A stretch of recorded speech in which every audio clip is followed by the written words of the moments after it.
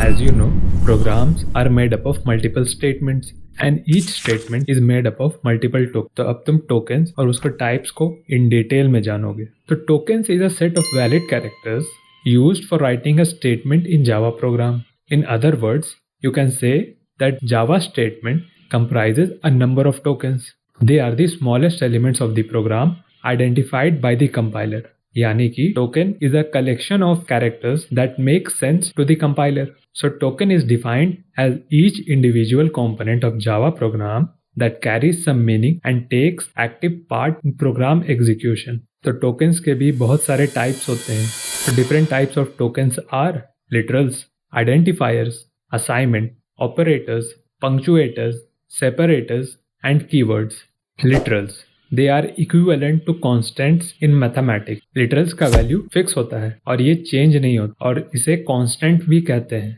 The term constants are referred to as literals in Java programs that remain unchanged during entire execution of the program. अब literals के भी कुछ type हैं. Integer literal, real literal, character literal, string literal, boolean literal, and null literal. Integer literals, it contains number which do not include a decimal point. That is, all the positive or negative numbers are included in integer literals if it does not include a decimal number. 1824. Real literals. Real literals are also known as floating point numbers. यानी कि वो numbers जो decimal point को include करते हैं उसे real literals कहते हैं. Real literals are the fractional numbers. Decimals. Character literals. A single letter or any digit or any special symbol when it is enclosed within a single quotes, it becomes a character literal. और ये किसी arithmetical calculation में part नहीं लेते. String literals. A set or a group of characters which when enclosed within double quote is known as string literals. String literals can even contain numbers within double quotes. अब boolean literals पर आते हैं. Boolean literals are either true or false. A boolean literal only has two values, that is either true or false. Lastly, null literal. Null literal denotes the absence of a value. यानी कि जब हम किसी object या array को define करते हैं और उसमें कोई वैल्यू को असाइन नहीं करते हैं तो उसे नल लिटरल कहते हैं. Emptiness. Identifiers. Identifier is a term used for naming a block of statement by which they are identified in a Java program. देखो, identifiers can be a class name, function name, or an object or even an interface. Variables are also known as identifiers because they are used to name a data that holds a value in the memory. Now my name is Abdul. In this example, int number is equal to 10. We are defining a number whose value is 10. So this number is known as identifier or a variable. So whenever we write number, the compiler will know that we are referring to its value, which is 10. Assignment. The term assignment refers to storing a value in a variable. और variable और उसका value को store करने के लिए दोनों का data type same होना चाहिए और डेटा टाइप्स को हम बस थोड़ी देर में कवर करने वाले हैं. पिछले एग्जाम्पल में int number is equal to 10 को जब हमने लिखा था तो उसमें हमने इक्वल टू साइन को यूज करके नंबर में 10 के वैल्यू को असाइन किया था. तो ये इक्वल टू साइन जिसके हेल्प से हमने नंबर को एक वैल्यू असाइन किया है उसे हम असाइनमेंट ऑपरेटर कहते हैं और इस प्रोसेस को असाइनमेंट कहते हैं. इसके और भी एग्जाम्पल है जैसे कि float f is equal to 8.36, char c is equal to e. Operators. Operators are the symbols or signs used to specify the operations to be performed in Java expression or a statement. As you know that there are three types of operators in Java: arithmetical operators, relational operators, and logical operators. Arithmetical operators के कुछ example को पिछले video में हमने cover किया था. यहाँ पर तुम्हें एक चीज नोटिस करना चाहिए, हर एक operator is equivalent to a single character. यानी कि plus sign, minus sign, multiplication, equal to, these operators are each equivalent to a single character. पर ये कुछ मीनिंग को होल्ड करते हैं जिसके वजह से कंपाइलर इन्हें टोकन की तरह आइडेंटिफाई करता है. I am single now. अब पंक्चुएटर्स पर आते हैं. Punctuators are the punctuation signs used as special characters in Java. इसके एग्जाम्पल्स में semicolon, dot, etcetera.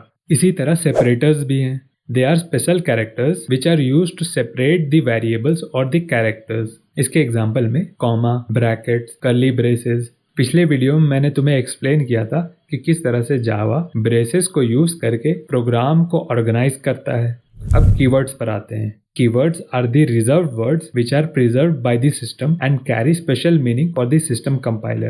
Keywords are already defined by the Java developers and we cannot use them as names or variables or identifiers in our program. Carefully preserved. Keywords वो words हैं जिसे जावा developers ने कुछ meaning assign किया है, जिसके वजह से Java compiler knows what to do when it encounters a keyword. तो इसीलिए हम उस कीवर्ड को अपने तरह से डिफाइन नहीं कर सकते। तो सबसे पहले तुम अपना एक्लिप्स को ओपन कर लो। एक्लिप्स में तुम अपना एक प्रोजेक्ट क्रिएट कर लो। तुम इसमें से जावा का कोई भी वर्जन सेलेक्ट कर सकते हो। साथ ही अगर तुम चाहो तो खुद का एक जावा वर्जन सेलेक्ट कर सकते हो और इसे फिनिश कर दो। अब तुम्हें यहाँ पर ये एक प्रोजेक्ट मिल चुका है, तुम इसे एक्सपैंड कर लो। अब यहाँ पर जो ये फाइल है तुम इसे डिलीट कर ताकि तुम्हें क्लास बनाने में आसानी हो। तो इसे समझाने के लिए तुम यहाँ पर चेक करो, जब मैं एक न्यू क्लास को बना रहा हूँ यानी कि जावा क्लास को, और मैं यहाँ पर एक क्लास नेम देता हूँ टोकन्स, तब तुम देखना यहाँ पर मुझे फिनिश का ऑप्शन नहीं आ रहा है और मुझे पैकेज के नेम को इंक्लूड करने के बाद ही फिनिश का ऑप्शन आ रहा है। तो अब मैं इसे कैंसिल कर दूंगा और अब तुम देखो जब मैं इसे डिलीट कर दूंगा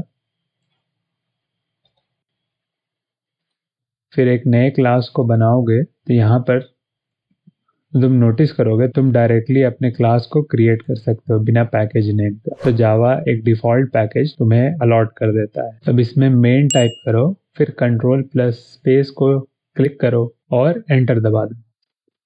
तो मैं आउटपुट जनरेट करने के लिए SYSOUT sysout को टाइप करके कंट्रोल प्लस स्पेस को प्रेस करूंगा और मैं एंटर दबा दूंगा, जिससे कि हमारा आउटपुट का कमांड जनरेट हो जाए। अब मैं इसमें टाइप करूंगा और इसे यहाँ पर से रन कर दो। तो तुम देख सकते हो कि तुम्हारा आउटपुट यहाँ पर डिस्प्ले हो चुका है। अब तुम यहाँ पर गौर करो कि पब्लिक क्लास टोकन्स, यहाँ पर पब्लिक एक कीवर्ड है जो कि एक टोकन है, फिर एक क्लास एक कीवर्ड है जो कि एक टोकन है। उसी तरह ये टोकन्स नेम जिसे हमने क्लास के नेम की तरह यूज किया है एक आइडेंटिफायर है। तो ये तीनों पब्लिक क्लास टोकन्स अलग अलग टोकन्स हैं जो मिलकर एक स्टेटमेंट बन रहे हैं। उसी तरह से यहाँ पर पब्लिक, स्टैटिक, वॉइड, मेन, इन चारों में अगर तुम नोटिस करो ये चारों ही कीवर्ड जिसे यूज करके तुम एक स्टेटमेंट बना रहे हैं। और यहाँ system.out.println में सिस्टम एक टोकन है, डॉट एक पंक्चुएटर टोकन है, आउट भी एक टोकन है, फिर से डॉट एक टोकन है, println भी एक अलग टोकन है और ये ओपनिंग एंड क्लोजिंग पैरेंथेसिस भी एक अलग टोकन है और साथ में ये जो डबल कोट्स में है ये एक स्ट्रिंग टोकन है। So this is how a Java statement is made up of different tokens. अब हर प्रोग्रामिंग लैंग्वेज में डेटा टाइप्स होते हैं। Data types help you to store different types of data in the memory. Data types का ज़रूरत इसलिए है क्योंकि अलग अलग चीज़ को अलग अलग वेसल में स्टोर करना पड़ता है। रियल लाइफ एग्जांपल में तुम्हें वाटर को स्टोर करने के लिए बकेट की ज़रूरत होती है और वहीं तुम्हें क्लोथ्स को स्टोर करने के लिए तुम्हें एक बैग या कबर्ड की ज़रूरत होती है। उसी तरह जब तुम्हें कुछ वेजिटेबल्स या फ्रूट को स्टोर करना हो तुम बास्केट या किसी कार्डबोर्ड बॉक्स का यूज़ करोगे। So according to your need, you have different vessel for different things. तो उसी तरह से कंप्यूटर्स में अलग अलग डेटा के लिए अलग अलग वेसल है। So data types basically refers to as the type of data a memory location can hold. Whenever we need to store a value, the respective data type must be mentioned so that the system may structure the memory location for its proper storage. अब data types के भी बहुत सारे types हैं। पहला है primitive data types, दूसरा है non primitive data types. Primitive data types are the basic और fundamental data types used to declare a variable. They are predefined by the Java developer. यानी कि जावा डेवलपर्स जब जावा को क्रिएट कर रहे थे उन्होंने इन डेटा टाइप्स को डिफाइन किया था ताकि इन्हें हम यूज करके अपने प्रोग्राम में यूज कर सके। और नॉन प्रिमिटिव डेटा टाइप्स में वो डेटा टाइप्स आते हैं जो प्रिमिटिव डेटा टाइप्स को यूज करके बनाया गया है और ये इसलिए किया गया है ताकि हम अपने नीड को पूरा कर सके। Primitive data types are further divided in two types, numeric data types and non-numeric data types. Numeric data types are used to declare variables that can store numbers. Based on the types of values that can be stored in a variable, the numeric data type is also classified into two types, integer type and real type. Integer type is used to store integer literals, that is, positive and negative numbers only. Integer type contains four different types of data types. First is byte, short, int, and long. देखो byte is used to store integer up to 8 bits and short is used to store integers up to 16 bits and int is used to store integers up to 32 bits यानी कि 4 bytes and long is used for storing large numbers that is 64 bits which is equivalent to 8 bytes. तो तुम इन चारों में से अपने need के हिसाब से अपना डेटा टाइप सेलेक्ट कर सकते हो. रियल टाइप में वो नंबर्स को तुम स्टोर करते हो जिसमें डेसिमल हो यानी कि फ्लोटिंग पॉइंट नंबर्स और डेसिमल नंबर्स. इसके भी दो टाइप्स हैं, फ्लोट और double. Float is used to store fractional numbers with a range of 32 bits यानी कि 4 bytes and double is used to store decimal numbers with a large value यानी कि 64 बिट्स. Decimal point, Woody.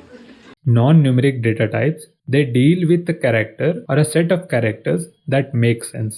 इसके भी दो types हैं. पहला है कैरेक्टर टाइप जिसके अंदर कैर डेटा टाइप आता है. इसको यूज करके हम एक कैरेक्टर को सिंगल कोट्स में इनक्लोज करके उसे हम स्टोर करते हैं. दूसरा है Boolean type. Boolean literals which are either true or false are stored in Boolean data type. Point to be noted that a Boolean literal which is either true or false is not enclosed within double quotes.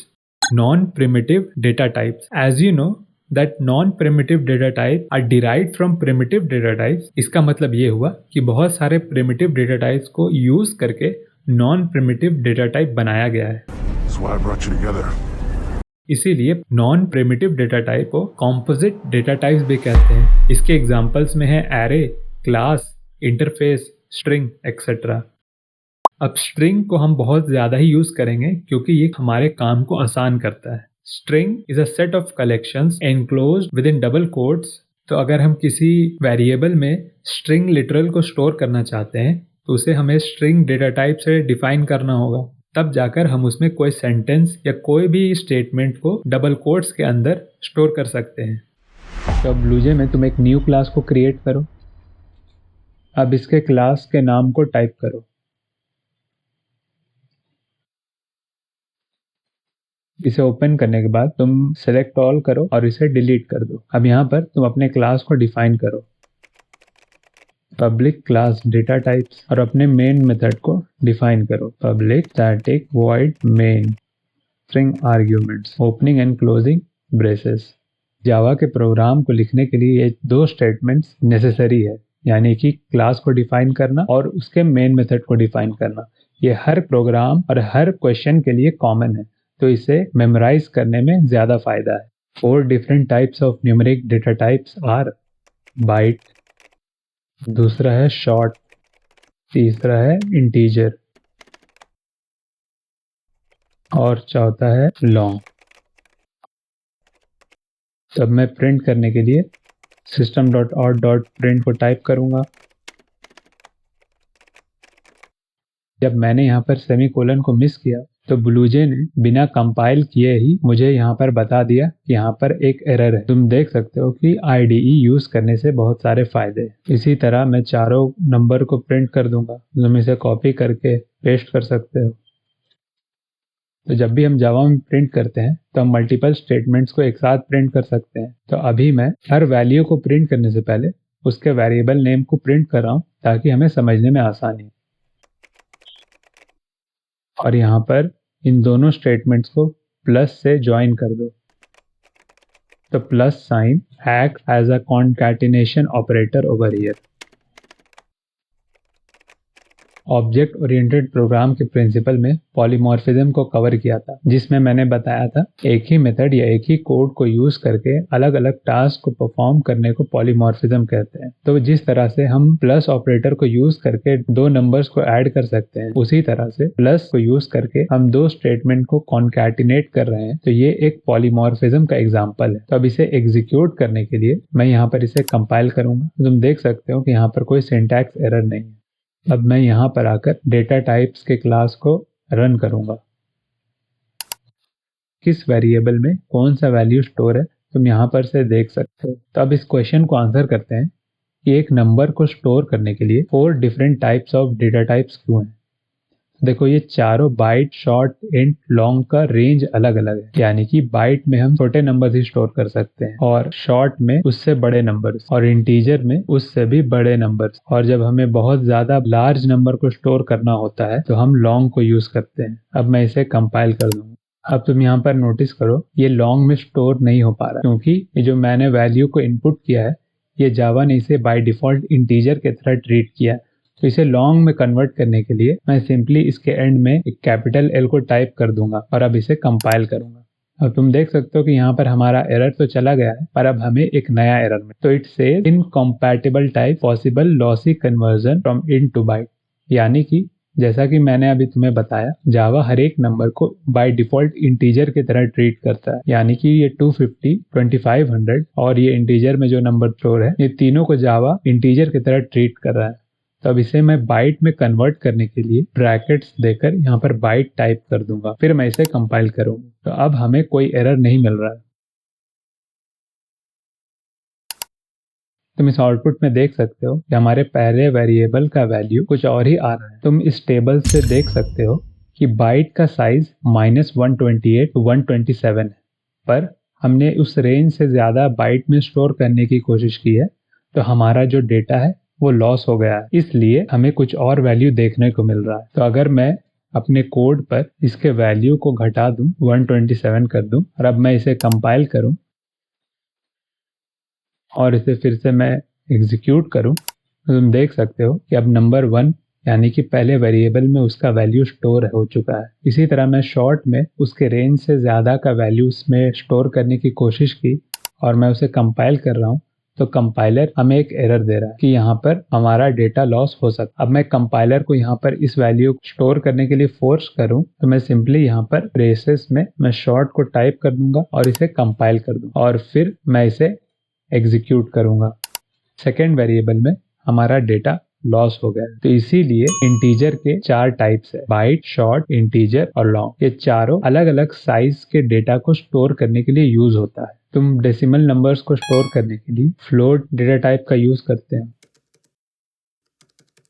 इसी तरह तुम एक और data type का use करते हो, double. अब इन दोनों को मैं प्रिंट कर दूंगा।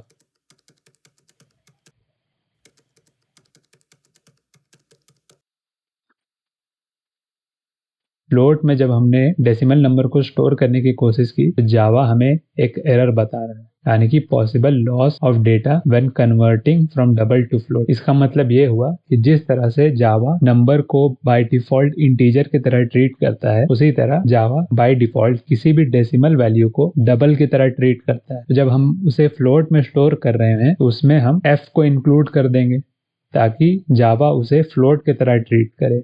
और अब मैं इसे कंपाइल कर दूंगा। तब तुम देख सकते हो कि हमारे प्रोग्राम में कोई भी एरर नहीं है। फिर इसे एग्जीक्यूट कर दो। मैं वेरिएबल नेम को टाइप करने के बाद उसे उसके वैल्यू के साथ कॉन्कैटिनेट कर दूंगा। तब तुम इसे कंपाइल कर दो, फिर इसे रन करो। तुम देख सकते हो कि तुम्हारा प्रोग्राम सक्सेसफुली एग्जीक्यूट हो चुका है। इसी तरह दूसरे डेटा टाइप के एग्जांपल ये है, कैर ch, जिसमें तुम सिंगल कोट्स में किसी भी कैरेक्टर को स्टोर कर सकते हो। Boolean flag is equal to true और string s is equal to.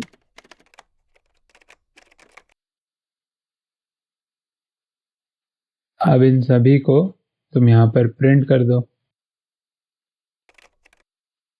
इस प्रोग्राम को तुम कंपाइल कर दो और एग्जीक्यूट कर लो। अब तुम इस प्रोग्राम के हेल्प से तुम समझ सकते हो कि किस तरह से डिफरेंट डेटा को स्टोर करने के लिए डिफरेंट डेटा टाइप्स यूज होते हैं और वो जावा में किस तरह से इम्प्लीमेंट होते हैं। तुमने अभी नोटिस किया होगा कि जब मैं डेटा टाइप्स को बता रहा था तो डेटा टाइप्स के कुछ ना कुछ साइज भी मेंशन था, यानी कि 64 बिट्स या 8 बाइट्स। तो इसका मतलब क्या है? देखो, Bits have high importance whether it's computer memory or computer networks because computer understands in zeros and ones and not in the language we communicate. So bit stands for binary digit where binary means two things or two elements. So digit means a symbol which represents a number. So a bit consists of two symbols in a form of numbers which are 0 and 1. We call these values as binary states which simply represent yes or no like true or false. This message is a sort of binary. As you all know that computers use 0 and 1 to store information or data, तो इसके लिए binary system को develop किया गया. जिस तरह से तुम मैथ्स में डेसिमल सिस्टम को यूज करते हो which is made up of 0 to 9 digits, तो उसी तरह से बाइनरी सिस्टम यूजेस 2 डिजिट्स यानी कि 0 और 1. So all the information whether it's a text image और a multimedia video all are represented in forms of bit. So it is called binary number system. A bit is the smallest possible unit of data in a computer and one bit holds a value which is either 0 or 1 and a byte is a group of 8 bits. For example, ये. अब each bit can be either 0 or 1. So for a collection of 8 bits that is in a byte there are 2 to the power 8 possibilities which is equal to 256 different values. So now you will be able to understand when someone says that integer type has a size of 4 bytes or a double data type has a size of 8 bytes. देखो programme में अपने variables को define करने के लिए हम पहले उसे डिक्लेयर करते हैं फिर उसे इनिशियलाइज करते हैं. तो declaration is the term used to declare the type of variable whereas initialization refers to assigning or storing a specific value to a variable. इस एग्जाम्पल में int a एक स्टेटमेंट है जिसमें हम एक वेरिएबल a को डिफाइन कर रहे हैं जिसका डेटा टाइप इंटीजर है. अब दूसरे स्टेटमेंट में a is equal to 5. This statement is called variable initialization जहाँ पर एक वेरिएबल में हम एक वैल्यू को इनिशियलाइज कर रहे हैं यानी कि उस वेरिएबल को हम एक वैल्यू स्टोर करने के लिए दे रहे हैं. और whenever you write a statement like int b is equal to 10 तो ये एक सिंगल स्टेटमेंट में दोनों डिक्लेरेशन और इनिशियलाइजेशन एक साथ हो रहा है. अब डेटा टाइप्स के भी कुछ डिफॉल्ट वैल्यूज होते हैं. It is necessary to know what initial value can be stored by default to a variable of specific data type. इस टेबल में बाइट, शॉर्ट, इंटीजर और लॉन्ग जो कि इंटीजर डेटा टाइप के अंदर आते हैं उसका डिफॉल्ट वैल्यू 0 है. फ्लोट और डबल जिसमें हम डेसिमल नंबर को स्टोर कर सकते हैं उसका डिफॉल्ट वैल्यू 0.0 है. और कैरेक्टर के लिए हम एक स्पेशल कैरेक्टर को यूज करते हैं which is equivalent to blank space. String और कोई भी दूसरे ऑब्जेक्ट के लिए नल वैल्यू यूज होता है और बूलियन का डिफॉल्ट वैल्यू फॉल्स है. इस प्रोग्राम में तुम देख सकते हो कि जब तुम हर एक डेटा टाइप को उसके वैल्यू को बिना असाइन किए एग्जीक्यूट करने की कोशिश करोगे तो जावा एक एरर देता है. तो जावा में जब भी तुम किसी वेरिएबल को डिफाइन करते हो तो उसके वैल्यू को तुम्हें असाइन करना ज़रूरी है. तुम जावा में कोई भी वेरिएबल को बिना इनिशियलाइज किए यूज़ नहीं कर सकते. तो इसे इनिशियलाइज करने के लिए तुम डिफ़ॉल्ट वैल्यूज़ का यूज़ करके इसके वेरिएबल को असाइन कर दो.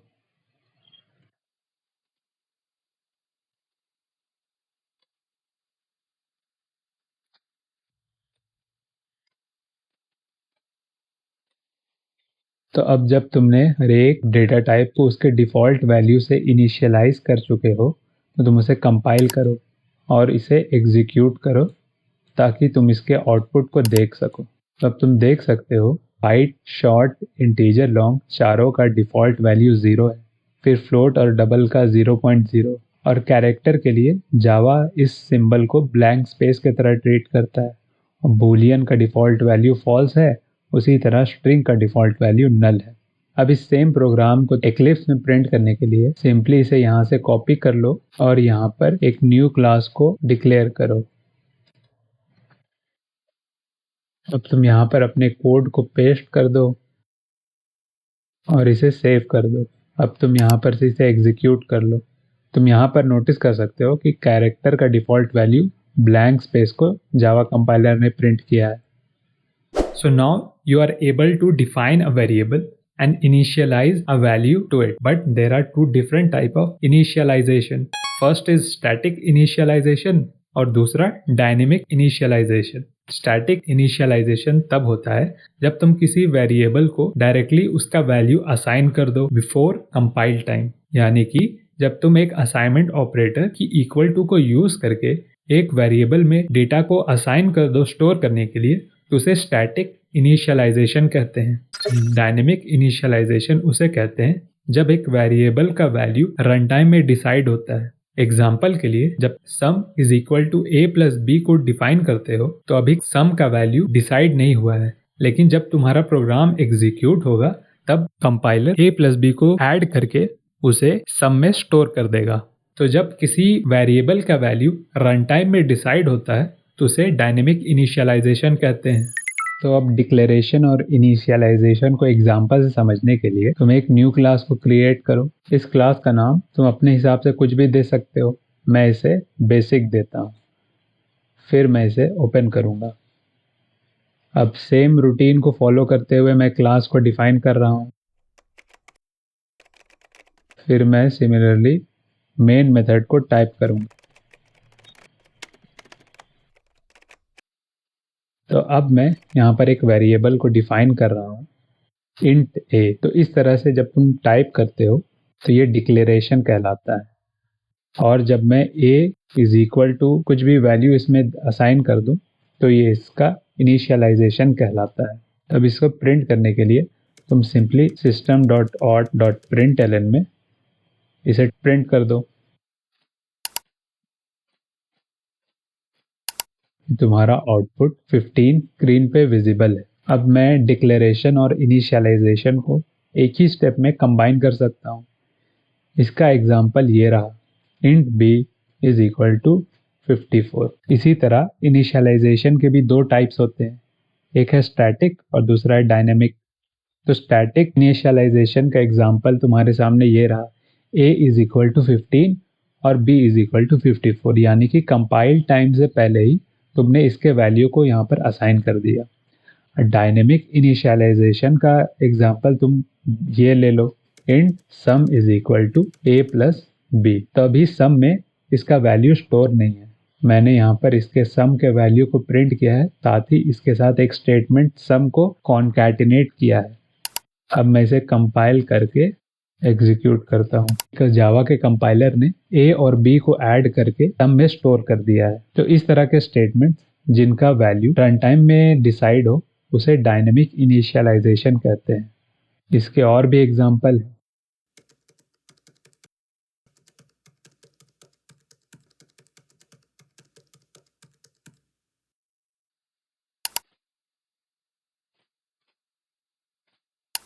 तो तुम्हारा आउटपुट 0 है क्योंकि b का वैल्यू बड़ा है।